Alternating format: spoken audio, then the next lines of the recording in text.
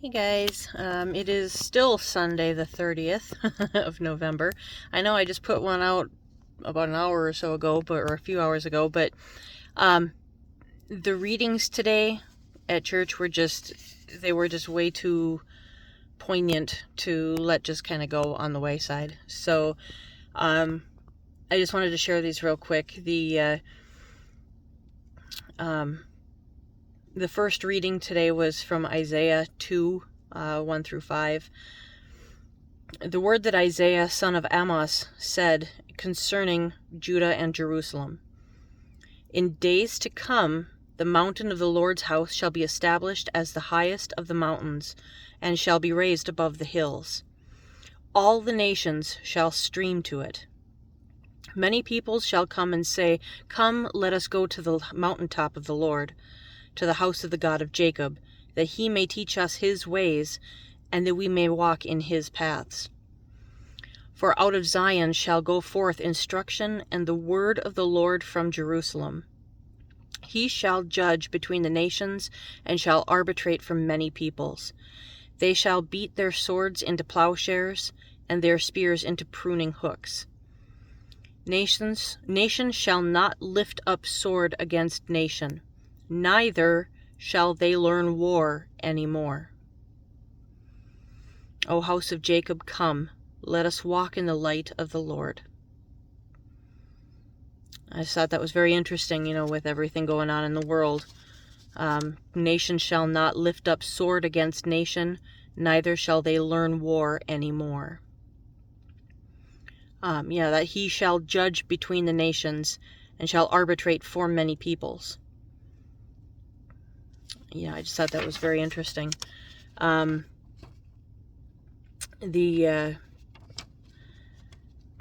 see here.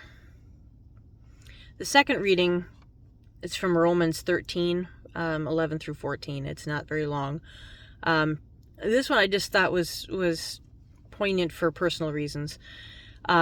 Besides this, you know what time it is, how it is already the moment for you to wake from sleep. For salvation is nearer to us now than when we became believers. The night is far gone, the day is near. Let us then throw off the works of darkness and put on the armor of light. Let us walk decently as in the day, not in reveling and drunkenness, not in illicit sex and licentiousness, not in quarreling and jealousy. Instead, put on the Lord Jesus Christ and make no provision for the flesh to gratify its desires. But the gospel here I thought was most interesting. This is from Matthew 24, verses 36 through 44. Jesus said to the disciples, About that day and hour no one knows, neither the angels of heaven nor the Son, but only the Father. For as the days of Noah were, so will be the coming of the Son of Man. For as in the days before the flood, they were eating and drinking, marrying and giving in marriage until the day Noah entered the ark, and they knew nothing until the flood came and swept them all away. So too will be the coming of the Son of Man. Then two will be in the field. Two as in the number two. Then two will be in the field. One will be taken, and one will be left. 2 women will be grinding meal together. One will be taken, and one will be left. Keep awake, therefore, for you do not know on what day your Lord is coming. But understand this, if the owner of the house had known in what part of the night the thief was coming, he would have stayed awake and would not have let his house be broken into.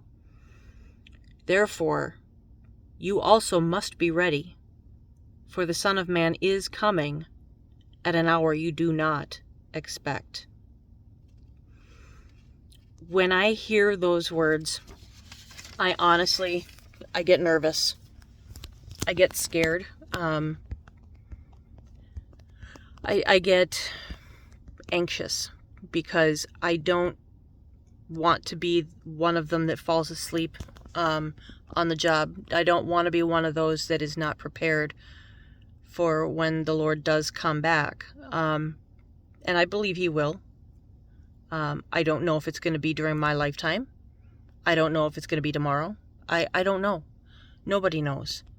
Those people that claim that they do know, they don't. Because the only one, and it said right there, Jesus doesn't even know when it's coming. Only God.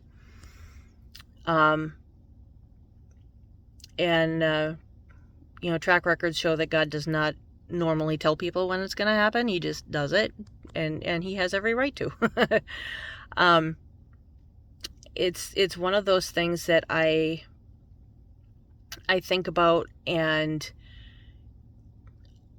the only thing that we can really do in order to hope to be on the next arc, so to speak, would be to be the best people that we can be.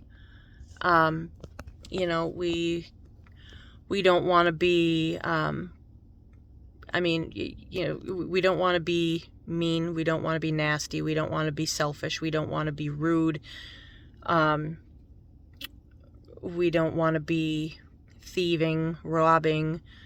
We don't want to be cheating. We don't want to be doing that kind of stuff. We want to be, if you want to be saved by God when the time comes, you want to be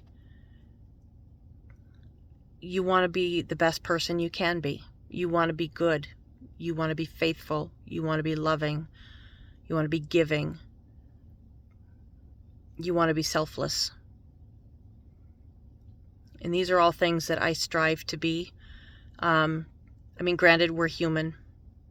It's not going to be easy. It never said anywhere in the Bible that it would be easy.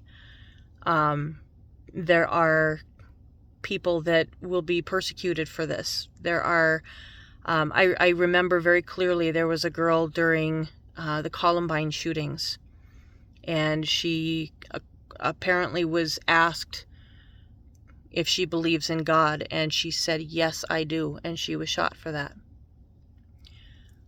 I would be willing to bet that she is right now in a very favored position with God.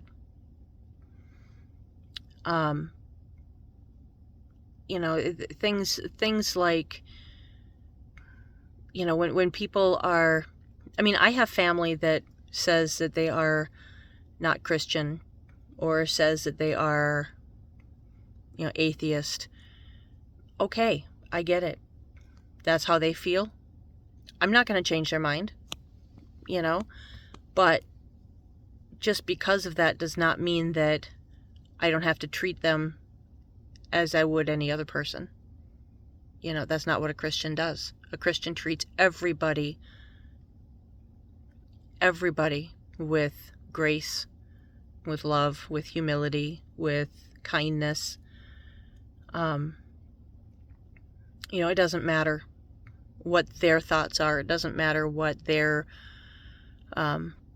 beliefs are or what their actions are. You treat them the way you would want to be treated. It's the golden rule. Treat others as if you would, as you would like to be treated. I don't know about you, but I want to be treated nicely. I want to be treated with love. I want to be treated with respect. And I would guess that you would also. So,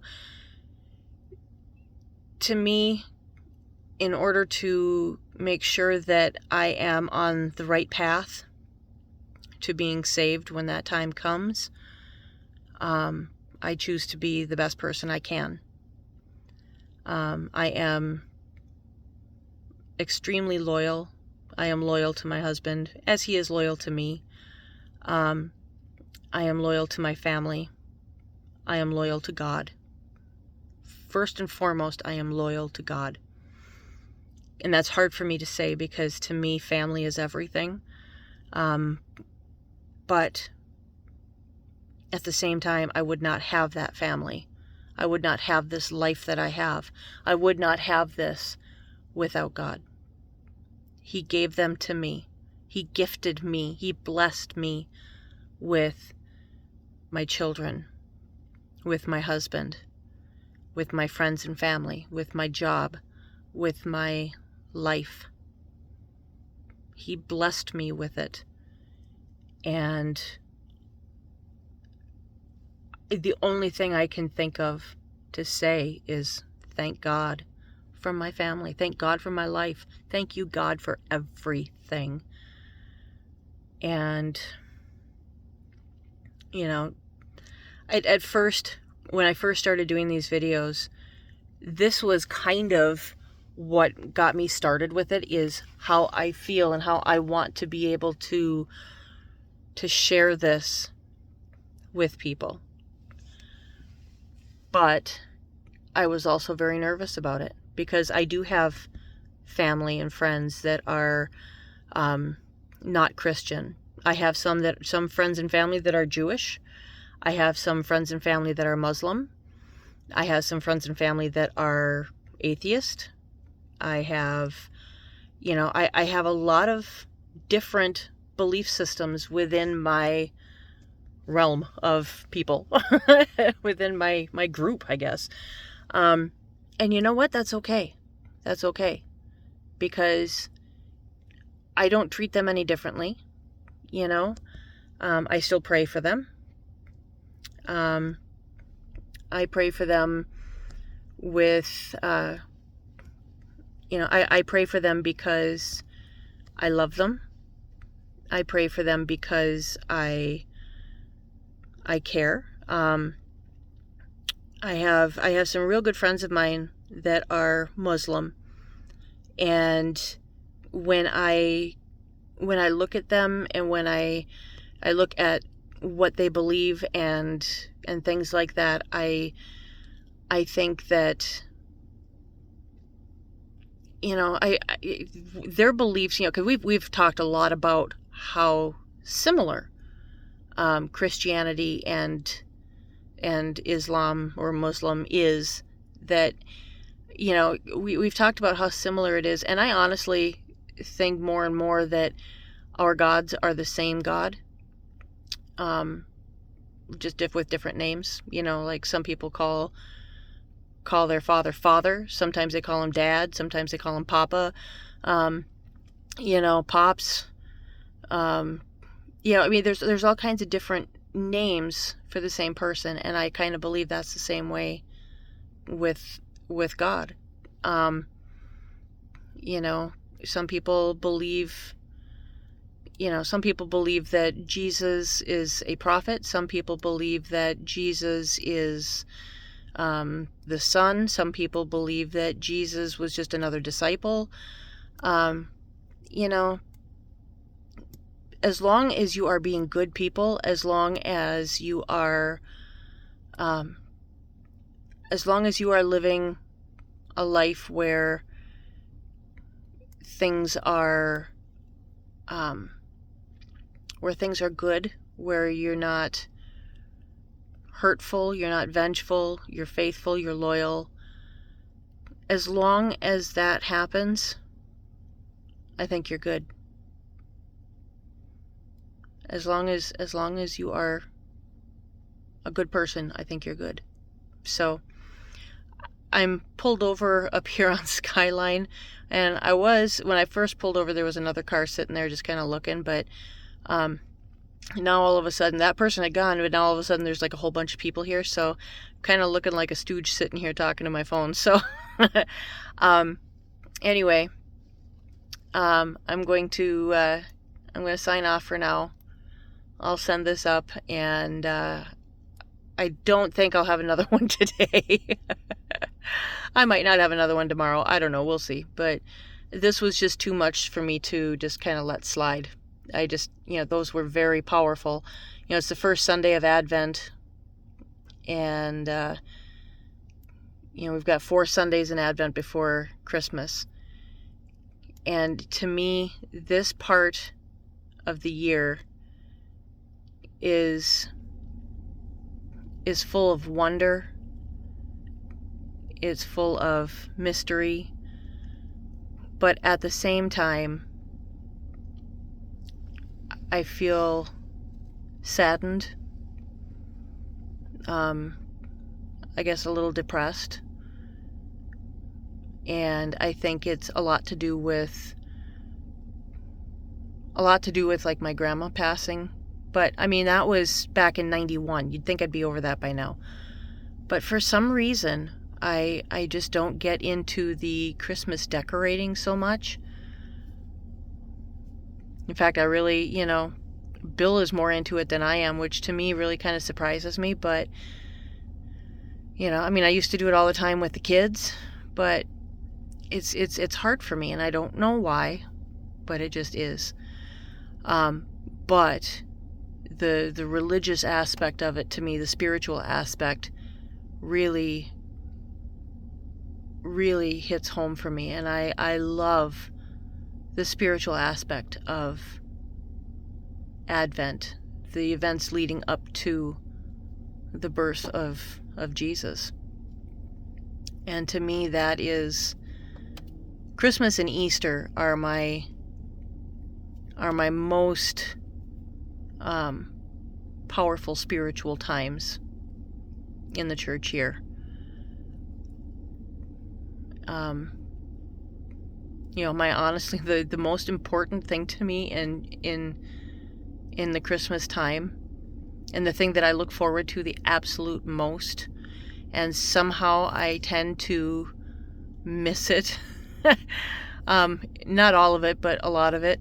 And I'm really excited to see how this year goes. Is I had never watched before Bill, but Bill is Catholic, and he got me, the first year we were together, we watched the midnight mass, the Christmas Eve mass from the Vatican. We weren't actually there, but we watched that on TV. And it was so inspiring to me, and there was just something about it that was so unique and so powerful. And, and then we had, and then we had the new Pope, and we watched that.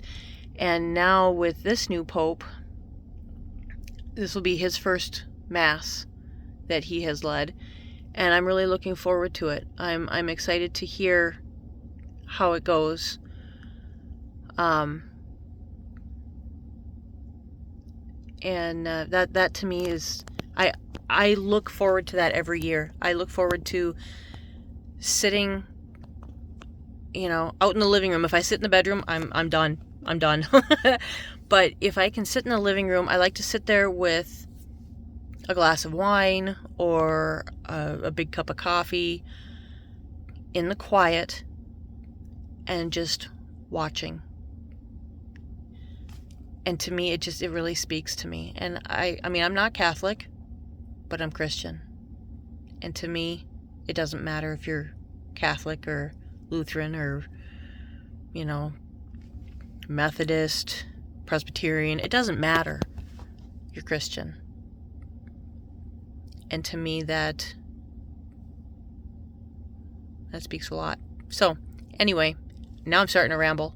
Everybody's left. I apparently scared everybody away. Look at that crazy lady. So, anyway, I'm going to head home. And I got a bunch of stuff I got to do. I got a rehearsal tonight. Next week, Sunday, we have a brass Christmas concert, again, at Coppertop Church. Concert, I believe, is at 7? Shoot, now I don't know. I'm gonna have to look. But it's next Sunday. So, and I don't believe there's a cost to that. I think that's just a free will offering if you choose. So anyway, I got rehearsal for that tonight. So I will talk to you guys down the road. All right. Have a great rest of your Sunday. I'll try my best to stay off of here now for the next at least 24 hours. But I love you all, and we'll talk to you later. Bye.